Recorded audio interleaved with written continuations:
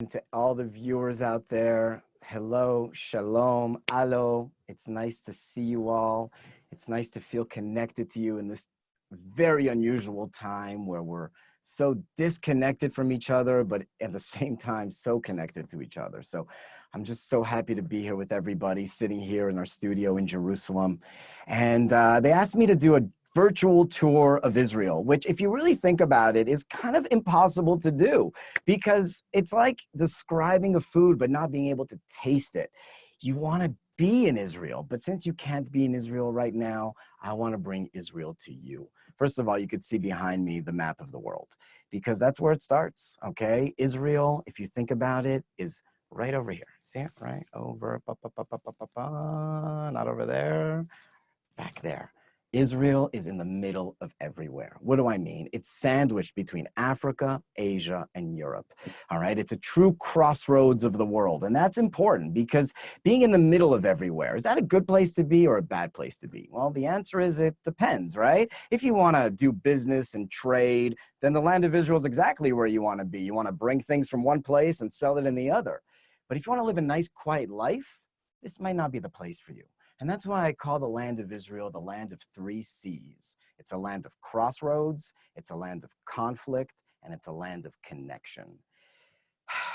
And for thousands of years, this land has just spoken to the entire world through the Torah, through our travels, and even in a spiritual way. So I hope that just seeing me and feeling like a little piece of Jerusalem in your living room or wherever you are right now is bringing you back to Israel. You know, you might not come live in Israel right now, but you can always come take Israel home with you. And I hope this is a way to bring Israel into your home, along with the artwork that you have and the books that you have and the songs that we sing. So I want to take us on a little virtual tour of Israel, okay? I hope this works, and we're going to have a little fun right now.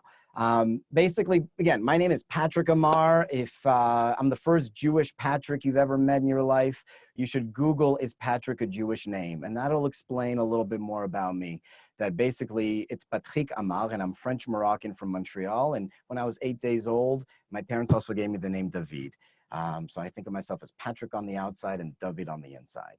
And so we have different names because we have different identities. Sometimes I'm Patrick and sometimes I'm David.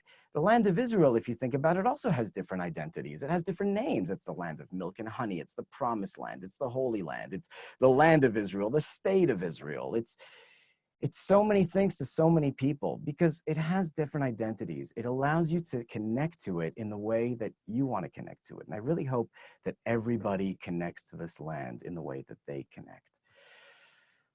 You ready? You want to go on a little journey with me? I know we can't go on planes right now, and I know we can't travel, but soon enough we will.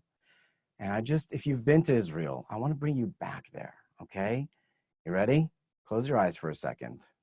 Close your eyes wherever you are, unless you're driving, don't close your eyes. If you're in your living room, just close your eyes. Pretend like your bags are packed, they're waiting by the door, the taxi just picked you up.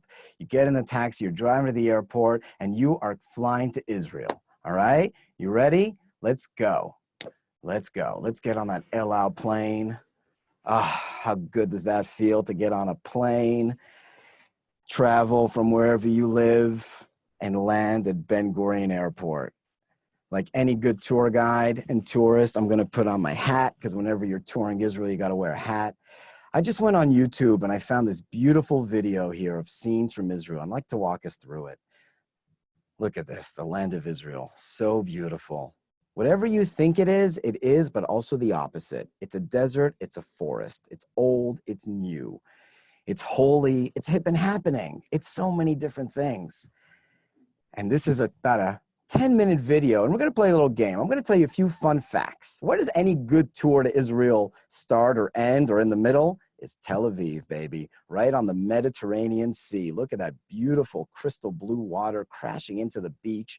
100 years ago, that was sand dunes. And in 1909, the Jews came back to this land and built a first modern Hebrew city, and they named it Tel Aviv. What's a tel? A tel is a mountain of civilizations. Thousands of years ago, this was the land of Canaan. So they lived here, the Canaanites. And then the Israelites came and built on top. But then the Babylonians built on top. And then the Jews came back and built on top. and then the Greeks and the Romans and the Muslims and the Crusaders and the British and the Israelis, like everybody's living on top of each other. And that's called a Tel. Tel Aviv is not a Tel, all right? Tel is something ancient. And what's Aviv? Aviv is spring, ancient spring. Think about that. We can all use a little springtime right now. We are in the spring, rebirth, renewal. If there's one thing the Jewish people know from our history, it's pain and suffering and then redemption. Emptiness, deserts to come to the promised land. And I really feel like that right now.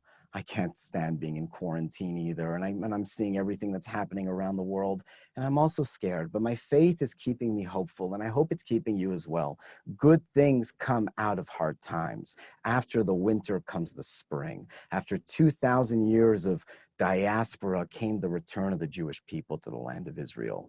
We didn't call it New York or New Jersey. We called it Tel Aviv, ancient spring. Look at this, traveling north from Tel Aviv, you have to visit Caesarea. New York Times mentioned this as one of the 20 places to visit in 2020. Named after the Roman Caesar, this was built by Herod the Great 2,000 years ago, a port city to welcome the ships from Greece and Rome, especially from Rome, to bring the money and then to take the merchandise, okay? Crossroads, to sail to Europe, where the consumers are, and then to land in the shores of the land of Israel to go to the east, where the spices are, where the textiles are. You know how it says made in China on the back of your shirt? It's been like that for thousands of years, and China's that way, all right? So Caesarea was built by Herod the Great. There's the hippodrome where the horse races used to take place. And if you've been on a tour to Israel with me, you've definitely been to Caesarea or Caesarea. Look at that beautiful archaeology. Next, let's continue traveling north to Megiddo, a place you may not have been to, but another biblical tell, all right? There's a book you might have in your bookshelf or your parents might have at home called The Source by James Michener, an amazing book about the history of this land going back to almost prehistoric times. I recommend, since we all have a little extra time on our hands right now, is to read the book, The Source. Megiddo is an amazing biblical tell, and that brings us to the Jezreel Valley, a land flowing with milk and honey. If you travel north to the Galilee, especially if you've been on Birthright or any teen tours, you've probably done a hike called the Arbel. That's the Arbel Cliffs right there. It's an amazing hike, and if you come with your families, please come and do this hike. You start at the top of the mountain there, and you make your way down the cliff to the bottom. The Arbel Cliff is right outside of Tiberias, near the Sea of Galilee, the Kinneret. Look at this beautiful landscape. It's a rocky landscape. Not so forested here, kind of barren, but very, very lush. A lot of trees and hikers, and I can't wait to go hiking again in this land. You can hike Israel from the top to the bottom. We have something here called the Israel National Trail that takes about 40 days to complete. Shout out to my buddy David Sussman, who did it about 10 years ago. Hey, David, once this gets better, let's do it again, okay? Look at this aerial view of Gamla. Gamla is an amazing fortress town from the Second Temple period. That means 2,000 years ago. Gamla is in the Golan Heights, and it's important from the time of the Roman invasion. When the Romans took over the land of Israel, they famously, of course, destroyed Jerusalem and the Second Temple, and then destroyed Masada. Before they got to those locations, first they had to take over and conquer Gamla. Those students you see over there are sitting in an ancient synagogue or a Beit Midrash of Gamla, a beautiful sight, especially for those of you who are into the nature and the history. Look at that view of the Golan Heights there.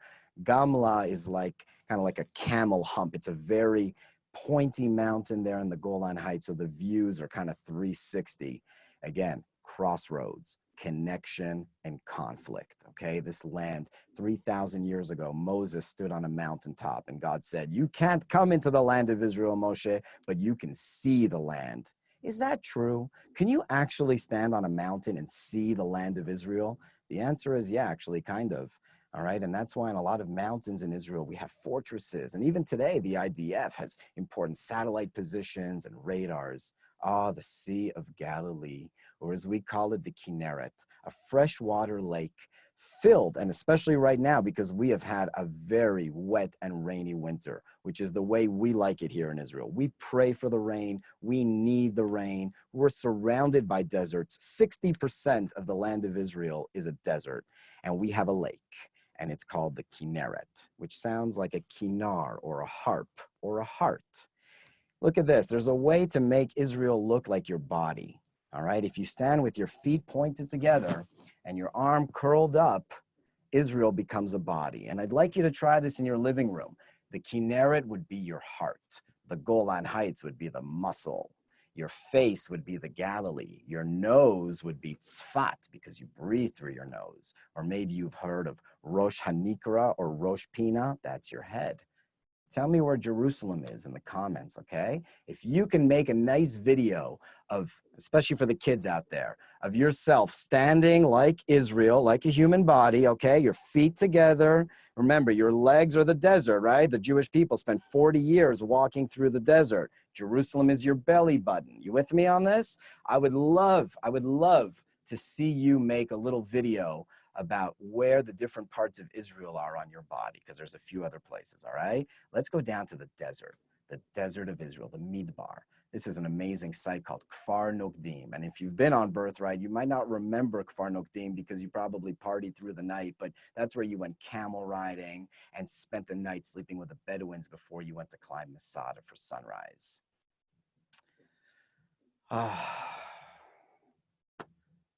It feels nice to just see the land of Israel, especially from I'm a tour guide. I like to be on a bus and pointing out to things. I like to be walking through the cities. So at least I'm enjoying to even see these scenes. The Dead Sea. The Dead Sea is not dead and it's not a sea. It's an ancient salty lake. The lowest place in the world, 1,400 feet below sea level. About 400 meters below sea level. And the Dead Sea is not dead because it brings you back to life. People are swimming and floating in those waters and taking the mud from the bottom of the sea and smearing it all over their bodies. Scotopolis is also known as Beit She'an. And if you live in Cleveland, this is your partner city. And I tour a lot of people from Cleveland. Shout out to Cleveland. And we always visit Beit She'an. If you've been there, done that to Israel, and you have not visited Beit She'an, make a point of visiting it next time. That mountain in the back is the ancient Tel of Beit She'an. It's one of the oldest cities in the world. It's mentioned in the book of Samuel as the place where King Saul, the first king of Israel, was captured and killed. And then the Romans in their Roman Empire are going to build a vast city here connecting east and west. And this becomes like a gateway city. And of course, the Romans love to go to the theater and be entertained and go to the bathhouses and the shops. It's in an area of the country called Emek HaMayanot, which is the Valley of the Springs, a lot of water in northern Israel. And that water is used for farming and industry and consumption. En Gedi, David's fall right there. The springs and the rains of Jerusalem. And here we are coming, of course, to Yerushalayim. Ir Shalom, city of peace. Ir Shalem, the complete city, the whole city. Oh, Hezekiah's tunnel. This is not for the claustrophobic, okay? This is part of the ancient water system. Again, water. Human beings are always going to live next to one thing, and it begins with a W, and it's not Wi-Fi, it's water. And Jerusalem is a very unusual place to build a city. It's on the edge of the desert, up in the mountains with no river. I imagine where you live, there's probably a river or two. I grew up in Montreal with the St. Lawrence. Jerusalem is pretty dry. So how did people get water? That's part of the reason why we pray for the rain. And we used to bring the waters through a secret passageway to a pool. And that brings us, of course, to the Holy of Holies, the Temple Mount and Jerusalem and the Western Wall. Oh, how I wish I could go back there right now and touch those stones and say a prayer. You know, when we go to the Western Wall, it's always a question of like, what are you going to ask for? I often take people to the Western Wall and we write notes before we go. I remember one of the bar mitzvah boys, as we were writing notes, asked me, how do you spell billionaire? I was like, good question, kid. You know, those are the things we should pray for. We should pray for big things. But we shouldn't only ask. We should also remember to say thank you. That's what it means to come to the Western Wall. is to be grateful. And that's what it means to become a bar or bat mitzvah, is to have a gratitude attitude and stop saying, gimme, gimme, gimme, and to start saying, thank you, thank you, thank you. And it shouldn't be easy to get here. Maybe we've taken it for granted.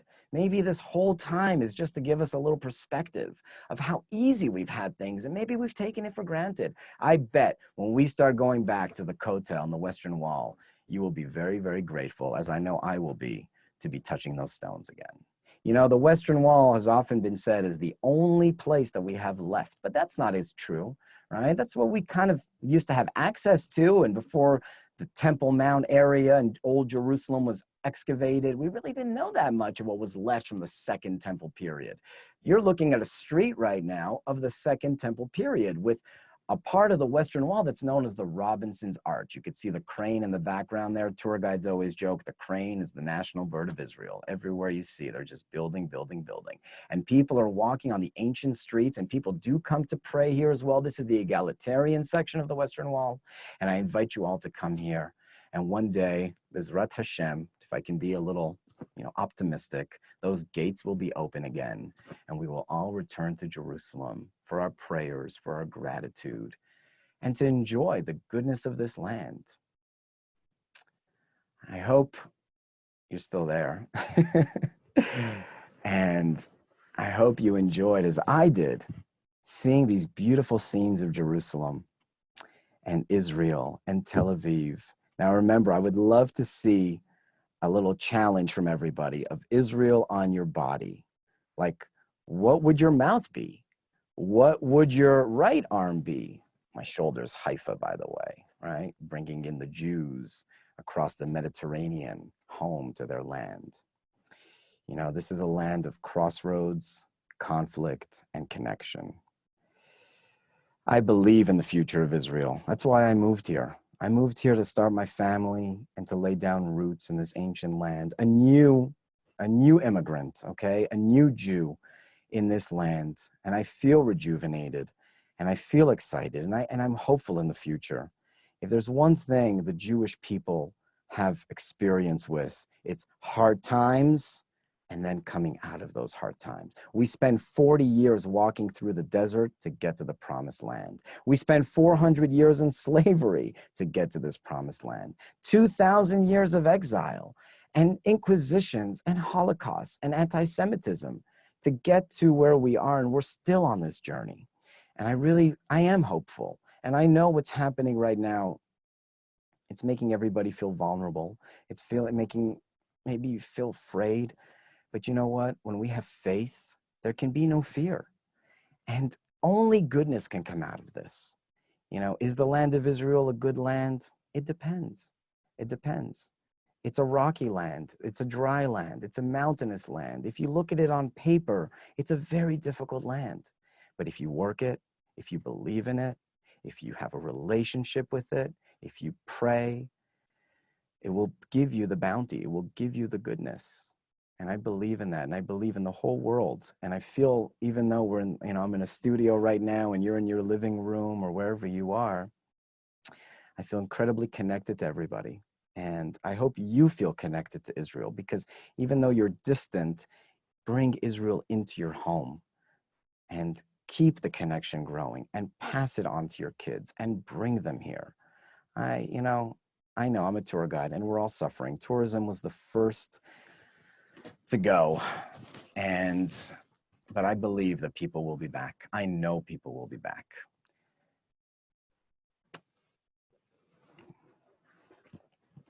I have a few minutes. We have a few minutes now. If anybody has any questions, I would love to just schmooze a little bit. Hi, Adrian, my soul sister. Oh my, aren't I your aunt? You're my aunt. You're my cool aunt. I'm your cool. I have many cool aunts, but I'm the coolest. Please let me you're be my Doda.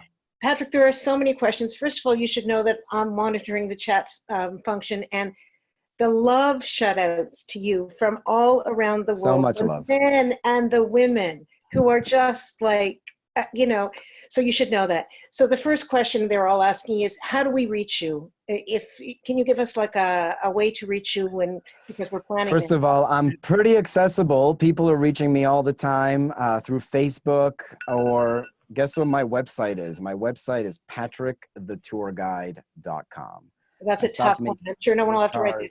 postcards, and patrickthettourguide.com just works. And yes, please keep in touch. Okay, so here's some more questions. Are you ready? How Yeah. is it so green and then it gets so dry so quickly? Because where you live, you probably have 4 seasons. Right, Israel has 2 seasons, wet and dry. It starts to rain right after Sukkot right. until Passover. And then from Passover to Sukkot, it doesn't rain. You don't bring an umbrella here in June or July, okay? It will not rain. So for the 6 months where it rains, it has to carry forward to the 6 months or so when it doesn't rain. So if you've been here in July or August, you were schwitzing and hot and everything was dry. But then come back here in January, February, or March, and you'll see how lush and green everything is. Beautiful. Can you tell me a little bit about the Hula Valley, the whole bird sanctuary thing? Again, it goes to this idea of Israel as a land of crossroads, okay? It's not only human beings that have been traveling, but look at the map behind me. Israel is the only land bridge between Africa and Asia or Europe, okay? So human beings migrating from Africa into Mesopotamia, where do you think they're going to walk through? They can only walk through the land of Israel, and that's why our history here runs very deep. But birds as well are traveling from Russia and the European continent down to Africa, just like, I'm from Canada, so the geese go down to Florida. So Right. we've got something like, I don't know, there's like 500 million birds that travel through here, cranes and storks. And so if you're into bird watching, even if you're not into bird watching, but you have to come here in the right time. It has to be in the spring or fall. If you go to the bird sanctuary in the summer, you're not going to see many birds. Okay, next question, Patrick. So, given that you've done so many tours and you've probably done plenty of family tours as well, can you give us a couple of suggestions for those people who are planning bud or bar mitzvah trips or family trips, places that are great for both the family and for the kids? Because often kids don't want to do the same thing as their parents do. Tell me about it. I have 5 kids, okay? And I tour a lot with kids. Listen, the number one rule when coming to Israel with kids is have fun. Have a good time, okay? That's it. Everything else will fall into place. If you are not having a good time, you've ruined the trip. So have fun.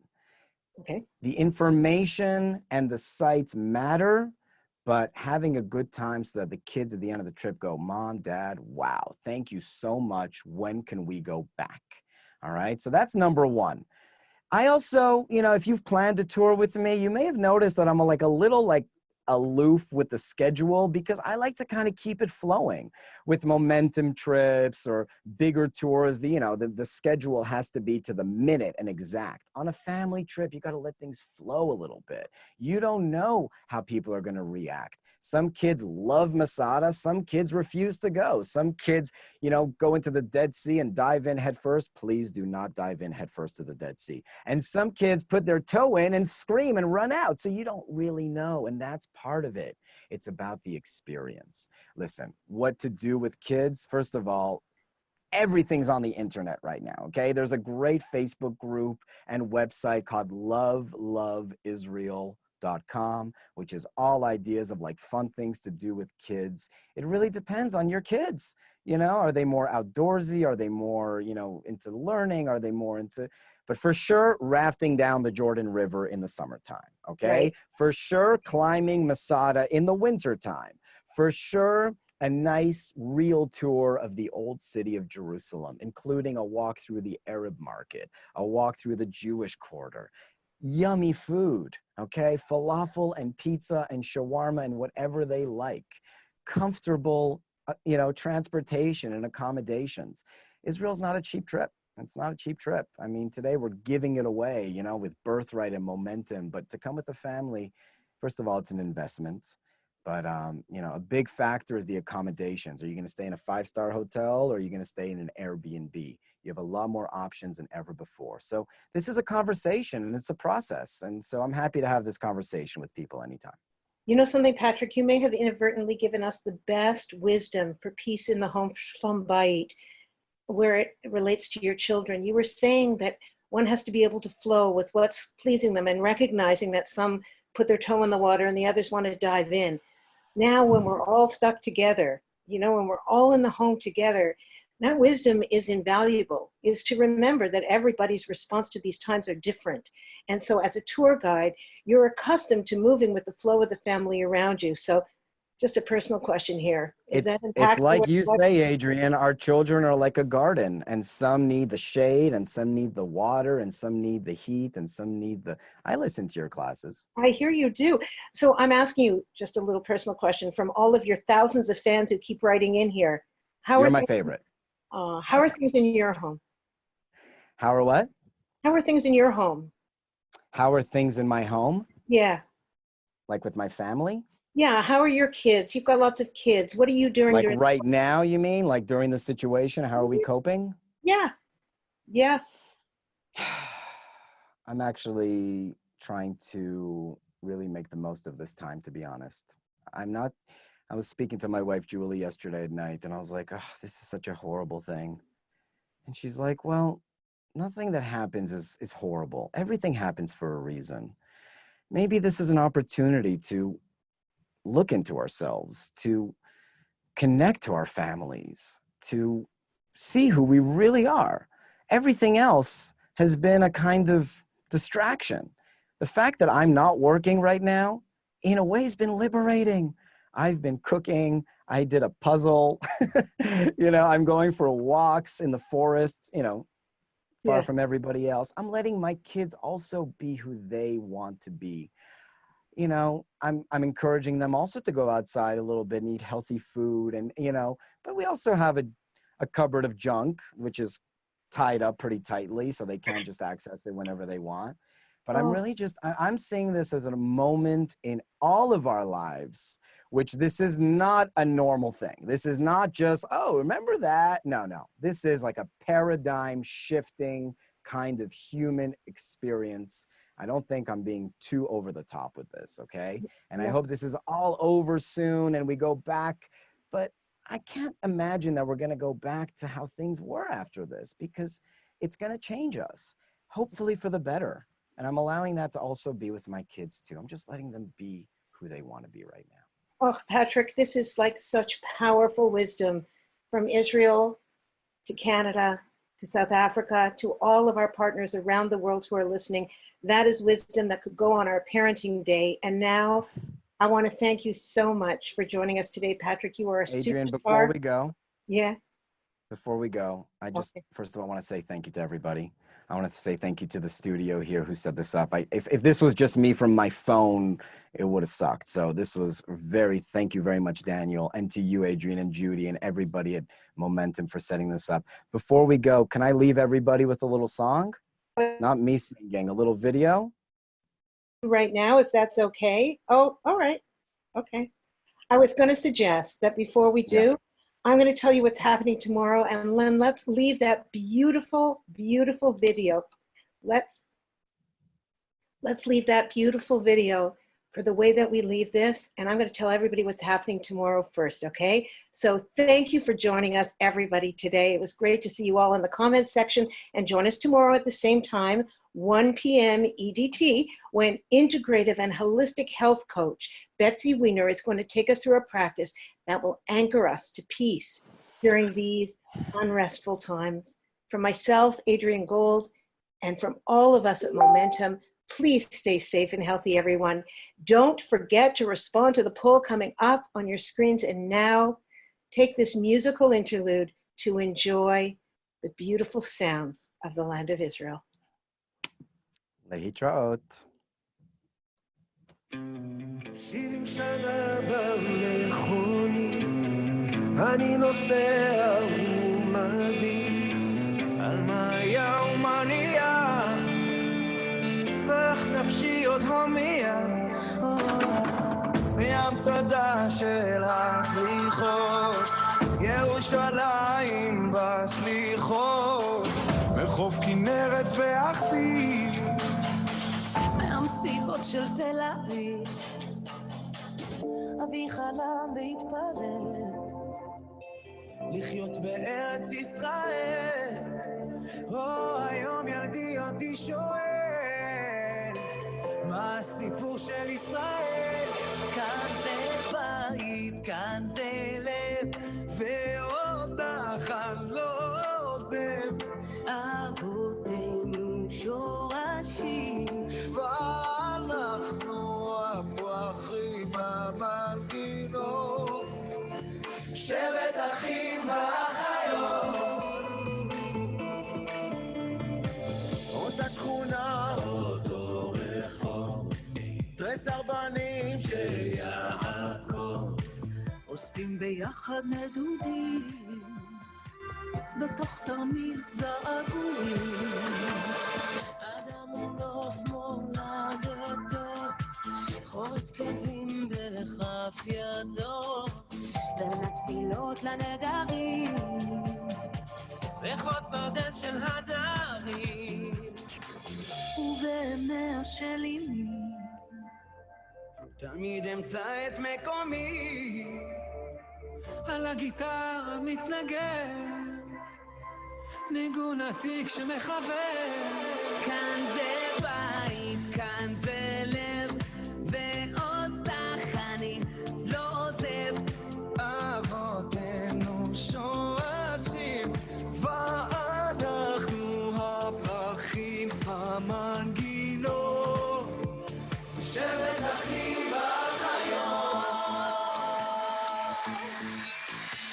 מבראשית הכל תפור, טלאים טלאים של הסיפור, ושתי מילים להתחבר בחוט זהב של משורר.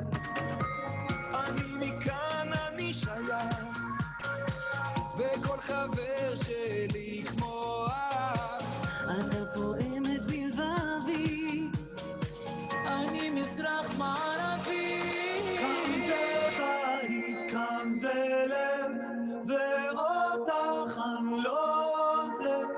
אבותינו שורשים, ואנחנו הפרחים המנגינות, שבט אחים ואחיות.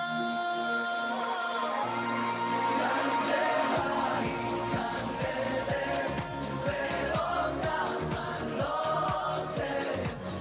אבותינו שורשים, ואנחנו הפרחים המנגינות, שבט אחים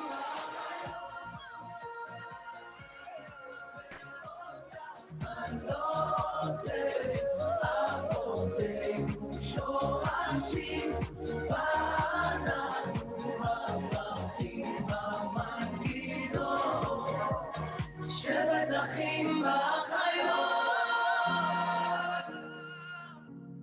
שבט אחים ואחיות. כאן זה בית, כאן זה לב, ואותך אני לא עוזב. אבותינו השורשים, ואנחנו הפרחים, המנגינות, שבט אחים ואחיות.